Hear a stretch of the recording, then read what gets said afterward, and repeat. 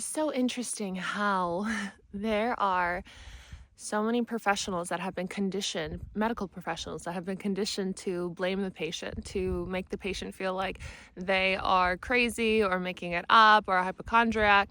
There are studies that are showing how people discriminate, how medical professionals subliminally will often discriminate towards certain patients, maybe female patients that look a certain way, people of color, different demographics. They will discriminate against and write them off, and that was my experience yesterday. So it just brought things up to the surface where I had many years of a health journey of trying to heal from Lyme disease, from mold illness, and all the different things that come with that, symptoms, co-infections, all the things, the mental side of it, the emotional side of it. I luckily was guided to mostly go down a functional path. So my primary doctor that I ended up finding and staying with for a long time and going through many treatments with, is an MD, a medical doctor.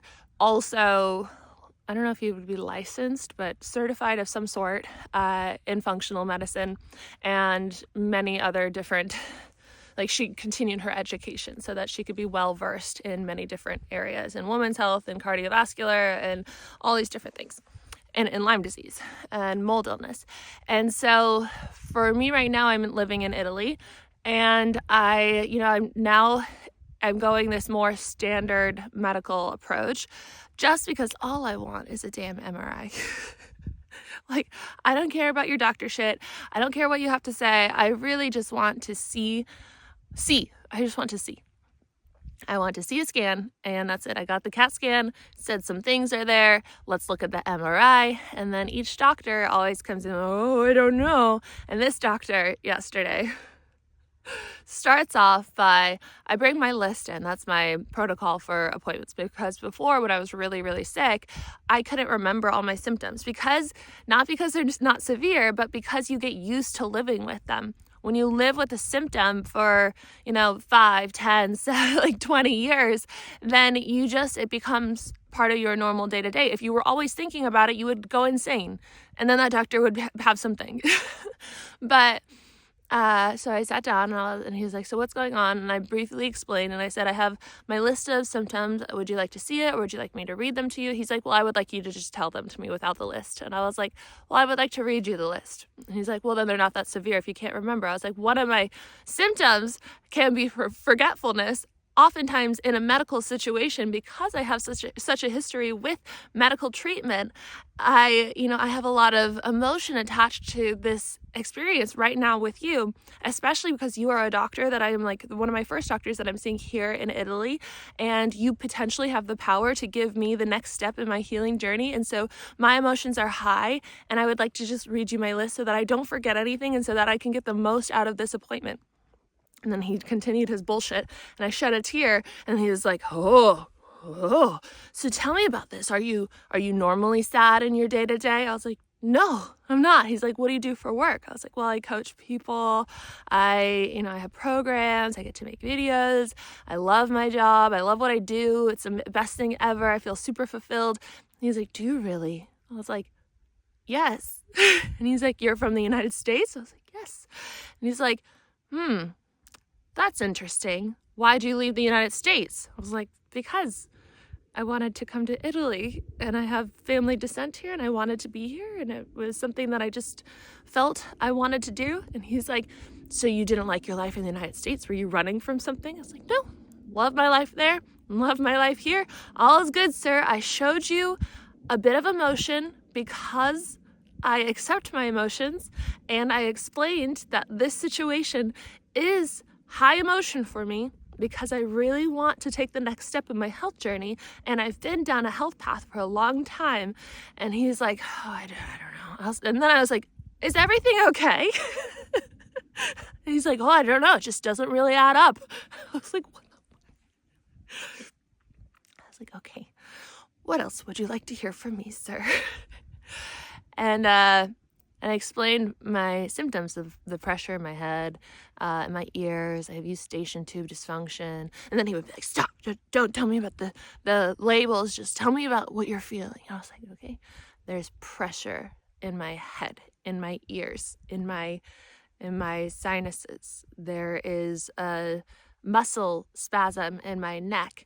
He was like, is it because you think of that car accident you were in too much? I was like, no, I don't really think I'm thinking of it too much. I do think of it sometimes when I'm trying to figure out why I have these symptoms. He's like, that could be your problem. I was like, sir, I've had a doctor tell me before not to think about things too much. I understand neuroplasticity. I understand neural pathways. I understand associations. I understand trauma. I understand my traumas. I have a therapist. He's like, oh, you do have a therapist, huh? He's like, I don't know about this MRI. Who thinks you need an MRI? I was like, the CAT scan right in front of you says needs an MRI to determine what these areas are. And he even didn't believe me when I was saying it. And so I said, can you read it again? And then he believed me when he read it again that there were certain findings. And it was just so much gaslighting and so much like trying to make me feel crazy. Because then when I said, okay, can you write the prescription for the MRI? That's why I'm here. He's like, I'll write the prescription, but I think I need to write another note to your doctor too. And wrote a whole note about how I need to see psychiatric help for my emotional state because because I showed some tears of how hard the health journey had been and how I really want to get better, and it's an emotional thing. And I explained that I am in a very positive state. I get to rescue animals. I live on a farm. I get to do the thing that I've always wanted to do with my business. He's like, so you hated your job in the United States? I was like, well, I hated a job, but I was doing like the stuff that I love in the United States. I miss it all the time. And like just wouldn't believe me that I'm not unhappy. This isn't because my neck stiffness and twitching and pain and it's just it's an issue from a car accident. It's whiplash, and then my first and second vertebrae got compressed, and they're compressing some of my nerves, and then I know that that's affecting my vagus nerve, and then the vagus nerve is affecting my immune system, and my immune system is then having this issue with the mast cell activation syndrome.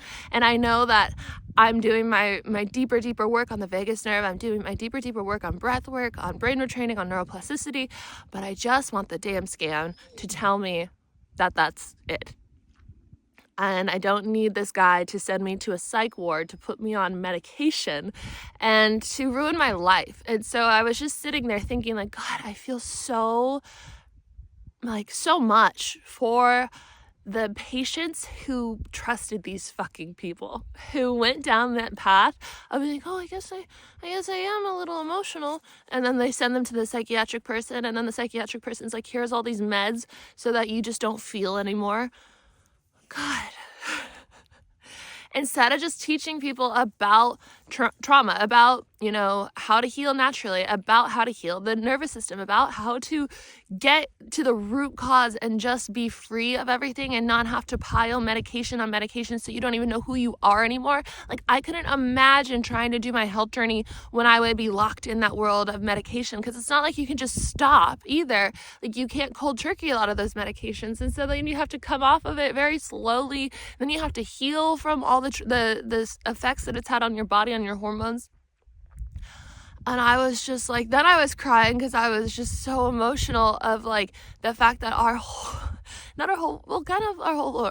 lot of our world is just stuck in this medical system, and they're fucking people up. They're fucking souls up. And then I was thinking how this person, maybe it's not like them, maybe they've just been a victim of it too, but I think that the larger entity of the medical system, how it's been influenced, like my way that I'm seeing it right now is from the law of one, and how like the Araya group, potentially like the service to self entity, would have downloaded this information to the medical system and then conditioned all these people who are just very easily conditioned, or because they go into medical school saying, I want to help people, and so they'll do anything because that's their intention. And then in that process they become brainwashed, and then they brainwash other people to go down this path of just being like shells of humans and just locking themselves in a box to the point where they're super controllable by the outside outside world and the society, and they cannot break free because they're medicated and they've given up their free will to think freely and to make decisions freely and to remember the truth of who they are and to have that connection with source energy and divine guidance. And I was just like, God, how do we free people? How do we stop this bullshit? Because people are going to the doctor and they need help, and that's courageous and that is brave, and then they get fucked over. I was just like, God. And then I shed a tear, and then he's like, oh, crazy patient. But I got the MRI. I got the MRI prescription. I translated my other, Arlo, I'm watching you. Arlo, come here. Come on. You guys want to see his haircut? Arlo, come. Come. I see you eating that. Come here, all the way. Let's show your horrible haircut. It's not too bad. I used sheep shears, and it's looking pretty good. Arlo, come here. Come on. Come sit next to me in timeout. Come on. Good boy. Will you sit? Sit down. Thank you. And so I just wanted to share this experience with you guys because it was just it's such an important one. And as everyone's starting to wake up in this world that is so, no, don't bite me either. Sit, stay. In this world that is so toxic and that is making people so sick and making people have to go down that path of trying to get professional help. And you're so tired. Sometimes I remember when I finally found my functional doctor, who I love, but I also gave a lot of my power to her. I just was like, oh, take care of me. But it's hard to find someone that you can actually trust, because she took me down past that. Like, my intuition would have saved me years of my life if I just kept that with me during that time.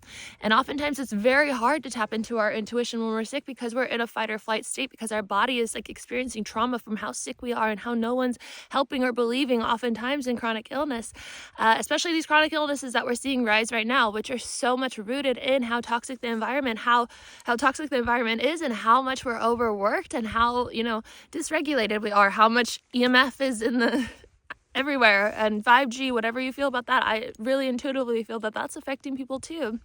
I had a high sensitivity to it. You can't tell me that it's not affecting people when I had many clients before and friends before, well, friends still, who have EMF sensitivity, who cannot be around EMFs. I had a client one time who could not leave her house.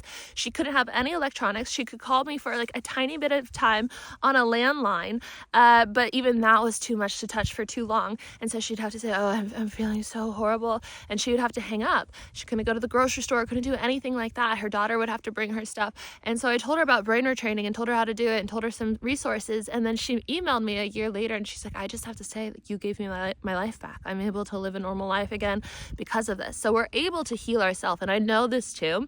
And that's why I am to the point where I can live my life again. Before, I couldn't leave my house. I couldn't be around other people. I was so sensitive to mold and mycotoxins. I would slur my speech. I would, I couldn't see straight. The room would be spinning. I could barely stand. It was very, very traumatic. So then I would be traumatized while it's happening as well. And so I did so much brain retraining to the point where I get to feel very fulfilled and happy and love my life and get to do things that feel so soul fulfilling.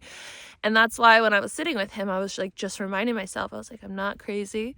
This doctor is just, in a way, a monster. And it's not his fault. He's just been conditioned to be a monster and a product of the monster medical system. I think that in many ways it can be very helpful. Like the fact that there are MRIs, like I'm super grateful, and CAT scans and emergency medicine. That's all wonderful. We love that. But it's not really designed for what we're really needing. And it's also, in a way, designed to trap people in that world of medication, in that world of thinking that they're crazy, in that world of losing their power and giving up their power. And so if you're going through that and you're going through the system right now and you're like, this isn't really helping, and I feel like I'm just like getting trapped in this box of whatever this is, know that you can get yourself out, that there are resources, there are ways to heal. A lot of it is in brain retraining. A lot of it is in reassociating things. Like when you look at Dr. Joe Dispenza's work, it's so powerful. It's the same kind of stuff as like what I did to heal.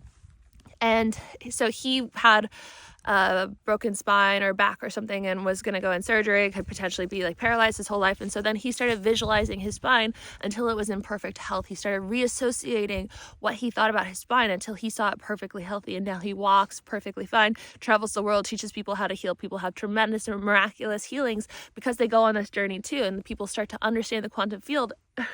Your hair is everywhere. Understand the quantum field and understand that there are infinite timelines, and there already is. Hello, I'm like swallowing your hair and breathing your hair in. There are quantum fields. There are infinite timelines where there is the healthiest version of you already existing. It's also in the Akashic records, and so you can pull that forward. That's what I did when I was laying on the bathroom floor every single day with my coffee enema and doing my sauna and doing my detoxing and my liver and gallbladder cleanses every bi-weekly, and then just eating only gluten-free, dairy-free, sugar-free, nightshade-free, soy-free, something else free, I'm sure. And like, I was just barely hanging on, and I would just like lay there and I would start visualizing. I was like, I know that there is a timeline where I am traveling around Europe, living in my van with my dog. I didn't have Arlo at that time. I wanted a dog that looked just like Arlo, and here he is. And I would just be like, I choose that timeline. And then I had a near-death experience from detoxing too much, ended up in the hospital. Remember going to like almost the other side or wherever I was, and I was like, that's not what I thought that I went to Earth to experience. Like, I'm pretty sure I went to experience more. And then it was like, yes, you did. And when you go back down there, choose differently. And so I did. And I got out of that medical system, even though it wasn't that medical system that I experienced yesterday. It was the medical system of just like overly detoxing, because that's also a thing that people are doing in the chronic illness world when you're going that functional way. At least I wasn't convinced I was crazy. Not that badly, at least, but I was convinced that I had to detox and I had to be afraid of everything, but also don't be afraid of everything, but also restrict everything. And so when I came back the next day, I was like, I'm going to start eating gluten again. I'm going to start eating dairy again. I'm going to start just like exercising again and just like trying to live a normal life. And ever since then, I have been doing that and reassociating everything. And my whole life changed after that. And I left my relationship that wasn't feeling good. I left the job that wasn't feeling good. I started going after what I wanted. I started, I can sit in the kitchen here that has mold, and I can see the mold, and I can say, wow, I can function again, and it's incredible. And so the only thing that I really need is this MRI to see like what's up with my neck. And I don't really need it. Like, I could go there in meditation, but if you're being gaslit in the medical system, just know that you're not crazy. Know that this is a thing, and that it's been, in a way, stop it, you're dirty, designed to keep you small and controlled. And you are so big, and you are meant to be here for so much more, and you weren't meant to be the shell of yourself. There is a way out. So I've designed programs with all the information that I learned in that journey, in my journey of life, so that people could also stop, heal from things like that as well, and set themselves free. Arlo, stop, please. Arlo, stop, please. No more. He's such a puppy. Little do you know, you're going to have a puppy on March 9th or around that time. You're going to be a big brother. And it's time to grow up. Yes, there's going to be another one. Can't wait for Aslan to be born. It'll be so nice to have my little guardian with me. And so the programs are 21 days to rewire your mind. I recommend that first if you're going to do like either rewire your mind or 21 days to know your divine guidance, because like we talked about, it's easier to access that intuition and that divine guidance when you're in a regulated state. Rewire your mind 21 days has all like the brain retraining stuff. It has EFT tapping, it has meditation and hypnosis. It has so many powerful tools that will change your life. 21 days to know your divine guidance is all about learning the language of your angels and guides, your divine team, your intuition, and accessing that place so that you can make decisions, medical decisions, any kind of decisions from that place. I had a person come on my podcast before when I had a podcast, and he healed himself from Lyme disease from doing this process of taking the symptom that he had and then melting it down into his heart space, and then he would wait for an image to appear in his mind, and whatever it was, he would trust it and go down. Like, he saw a pencil, and then he went down the rabbit hole of pencils and Lyme disease and found, I think it was graphite or something like that you can take in supplement form. And so he started taking that and had miraculous stuff. He was in the hospital when he started this method. And then after that, he saw a glass of wine, and the starts with an R. One of the parts of red wine that starts with an R, that was super helpful in studies for Lyme disease. So he started taking that in supplement form. And then he's now better 10 years of like, he's a musician. And so I met him, I saw him first when he was on stage. And so now he travels the world, plays music, loves his family. It's wonderful. You have that divine guidance within you, and a very unconventional way of healing is available to you, and it will work for you. You just have to be able to tap into that. I also have decondition, which is a combination of those two and more. It's my 12-week program, and it's all about deconditioning your mind, the conditions that have kept you limited, so that you can access anything within the quantum field, the infinite possibilities, and make that your reality, and just kind of like free float through reality. So right now I'm going to use my tools to heal my neck and my spine and the rest of my vagus nerve. I'm reading a book right now on the vagus nerve to get further educated on it, and I can't wait to teach more on it. I think that will probably be the next route that I go in my creations of products and courses and whatnot. So I love you guys. I'll see you in the next video. If you like this one, please give it a thumbs up. Subscribe if you're new here. Leave a comment if you feel called to do so. If you don't know what to say, you can share your medical experience of someone making you seem like you're crazy. If you want to go that deep with us, I would invite you to that if you feel comfortable. If not, you can just say Arlo, cool haircut. I'll see you guys in the next video. If you're new here, subscribe. I really would love to welcome you to the community so that you can see us in the next videos. We have a lot coming. The roof is being built as we speak. It's a new cycle, a new era on the farm. That person I told you guys about, that person just left this morning. It is really the beginning of a new cycle. My tent I will put up soon. I'm just ordering like the flooring for it and like one of those beds that has a desk underneath. And then I'll have a sound bath yoga studio to record in as well. My hand is so cold and big things coming. I'll share the rest later when I'm not freezing. I'll see you guys later. Bye.